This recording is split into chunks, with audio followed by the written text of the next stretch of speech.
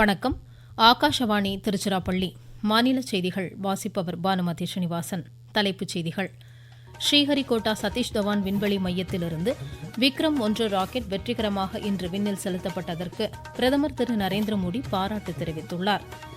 நாட்டின் பொருளாதார வளர்ச்சியில் இளம் தொழில் முனைவோர் முக்கிய பங்கு வகிப்பதாக மத்திய நிதியமைச்சர் திருமதி நிர்மலா சீதாராமன் கூறியுள்ளார். தமிழ்நாடு தினம் இன்று கொண்டாடப்படுவதை ஒட்டி தமிழின் இனிமையும் உயரிய பண்பாடும் தழைத்தோங்கட்டும் என முதலமைச்சர் திரு விஜய் வாழ்த்தியுள்ளார். தமிழக அரசின் நடப்பு நிதியாண்டிற்கான பட்ஜெட் அடுத்த மாதம் முதல் வாரத்தில் தாக்கல் செய்யப்படும் என்று மாநில நிதியமைச்சர் திரு மரிய வில்சன் அறிவித்துள்ளார். ஜப்பான் ஓபன் பேட்மிண்டன் மகளிர் ஒற்றையர் இறுதிப் போட்டிக்கு PV சிந்து முன்னேறியுள்ளார்.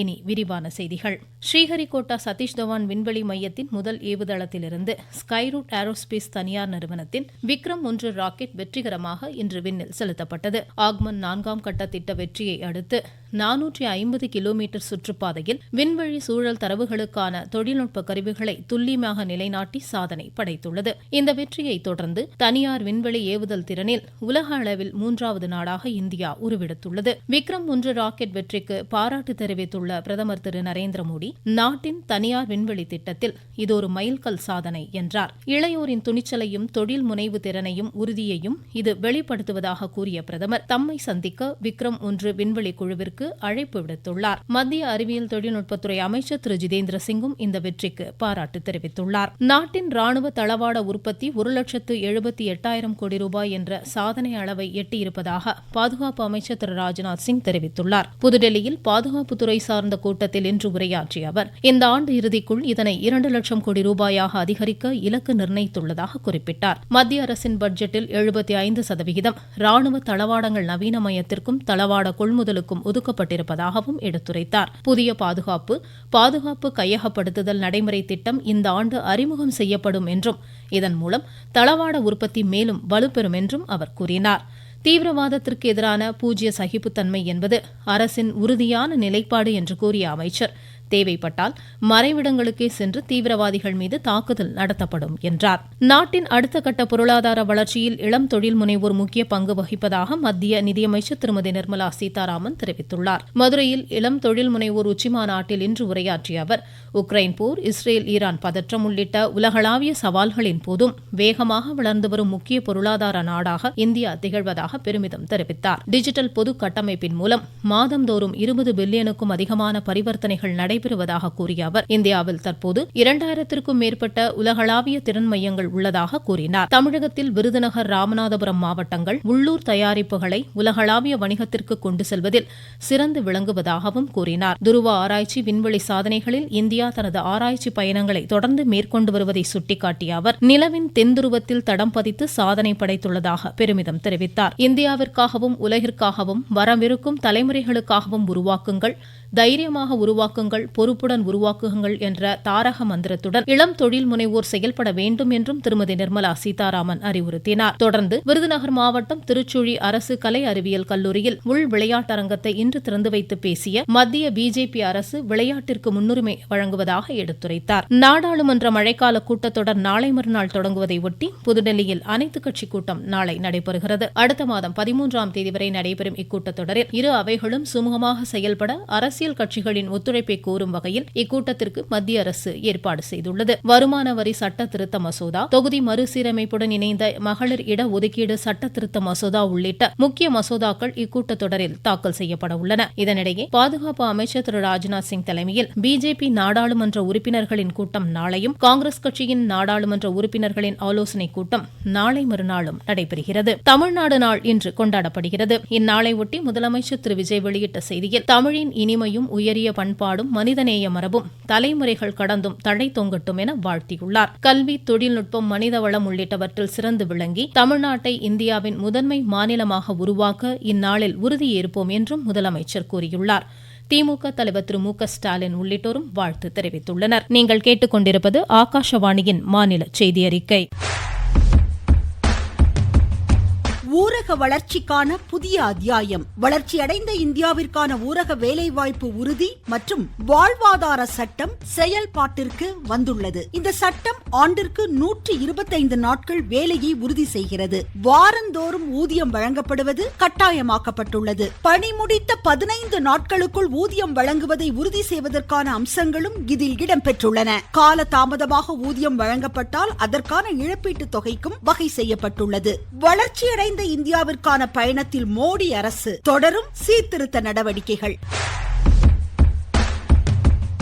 தவிக தலைமையிலான தமிழக அரசின் முதல் பட்ஜெட் அடுத்த மாதம் முதல் வாரத்தில் தாக்கல் செய்யப்படும் என மாநில நிதியமைச்சர் திரு மரிய வில்சன் அறிவித்துள்ளார். தூத்துக்குடி விமான நிலையத்தில் இன்று செய்தியாளரிடம் பேசிய அவர், இந்த பட்ஜெட்டில் தமிழகத்திற்கான பல்வேறு வளர்ச்சி திட்டங்கள் இடம்பெறும் என்றார். நிதிநிலை அறிக்கை தயாரிப்பதற்காக முதலமைச்சர் 15 நாட்கள் ஆய்வுக் கூட்டம் நடத்தி அமைச்சர்களுடனும் செயலர்களுடன் விரிவான ஆலோசனைகளை மேற்கொண்டு அதில் இடம்பெற வேண்டிய அம்சங்கள் குறித்து எடுத்துரைப்பதாக கூறினார்.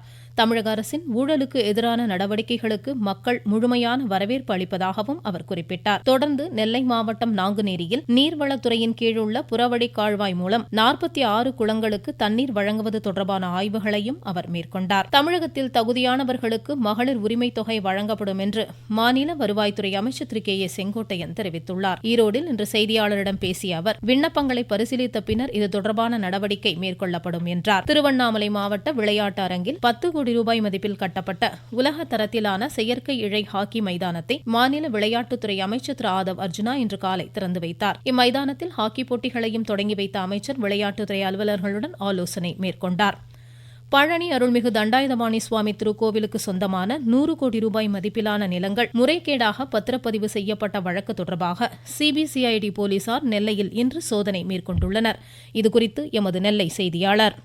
பழனி தண்டாயுதபாணி சுவாமி கோவிலுக்கு சொந்தமான சுமார் 100 கோடி ரூபாய் மதிப்பிலான நிலங்களை சில நபர்கள் போலி ஆவணங்கள் மற்றும் போலி பட்டாக்களை தயாரித்து சட்டவிரோதமாக பத்திரப்பதிவு செய்ததாக புகார் எழுந்தது. இந்த வழக்கின் முக்கிய தடயமாக நெல்லை டவுன் பகுதியில் வசிக்கும் டெக்கரேஷன் தொழில் செய்து வரும் சண்முக சுந்தரம் என்பவர் வீட்டில் இன்று காலை முதல் சிபிசிஐடி போலீசார் சோதனையிட்டு விசாரணை நடத்தி வருகின்றனர். இந்த சோதனையில் வங்கிக் கணக்கு விவரங்கள் மற்றும் தொலைபேசி அழைப்பு விவரங்களை அதிகாரிகள் சேகரித்துள்ளதாக தெரிகிறது. போலி ஆவணங்கள் தயாரிப்பில் நெல்லையில் உள்ள யாருக்கேனும் தொடர்பு உள்ளதா என்ற கோணத்திலும் விசாரணை நடந்து வருகிறது. இதேபோன்று பாளையங்கோட்டை விஎம் சத்திரம் பகுதியிலும் ஒருவருடைய இல்லத்தில் சிபிசிஐடி போலீசார் விசாரணை மேற்கொண்டு வருகின்றனர். நெல்லையிலிருந்து திருமலைக்குமார். தூத்துக்குடி மாவட்டம் துளசி மகளிர் சட்டக்கல்லூரி, தென்காசி மாவட்டம் எஸ் தங்கப்பழம் சட்டக்கல்லூரி, கன்னியாகுமரி மாவட்டம் முகில் சட்டக்கல்லூரி மீது ஒழுங்குமுறை விதிகள் மற்றும் இந்திய வழக்கறிஞர் மன்றத்தின் உத்தரவு மீறப்பட்டுள்ளதால் 2026-27 ஆண்டு கல்வியாண்டிற்கான தற்காலிக இணைப்பு ரத்து செய்யப்பட்டுள்ளதாக தமிழக அரசு தெரிவித்துள்ளது. இக்கல்லூரிகளில் முந்தைய கல்வியாண்டுகளில் அனுமதிக்கப்பட்ட இடங்களின் எண்ணிக்கையில் சேர்க்கப்பட்ட மாணாக்கர் தகுந்த தீர்வு நடவடிக்கைகளை பரிந்துரைக்க குழு அமைக்கப்பட்டுள்ளதாகவும் தமிழ்நாடு டாக்டர் அம்பேத்கர் சட்ட பல்கலைக்கழக பதிவாளர் கூறியுள்ளார். பழனி அருள்மிகு தண்டாயுதபாணி சுவாமி திருக்கோவிலுக்கான ரோப்கார் சேவை நாளை மறுநாள் முதல் நிறுத்தப்படுவதாக எமது செய்தியாளர் தெரிவிக்கிறார். உலக புகழ்பெற்ற பழனி தண்டாயுதபாணி சுவாமி கோயிலில் வருடாந்திர பராமரிப்பு பணிக்காக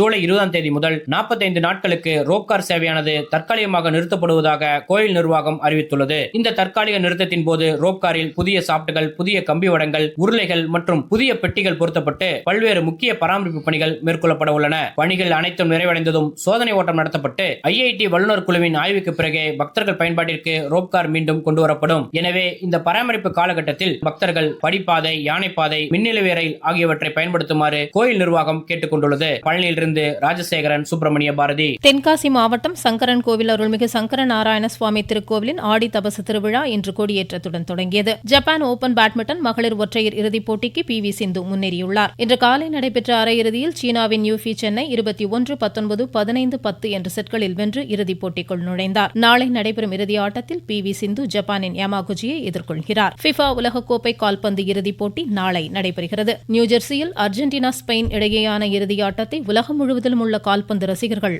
ஆவலுடன் எதிர்நோக்கியுள்ளனர். மீண்டும் தலைப்புச் செய்திகள். ஸ்ரீஹரிகோட்டா சதீஷ் தவான் விண்வெளி மையத்திலிருந்து விக்ரம் 1 ராக்கெட் வெற்றிகரமாக இன்று விண்ணில் செலுத்தப்பட்டதற்கு பிரதமர் திரு நரேந்திர மோடி பாராட்டு தெரிவித்துள்ளார்.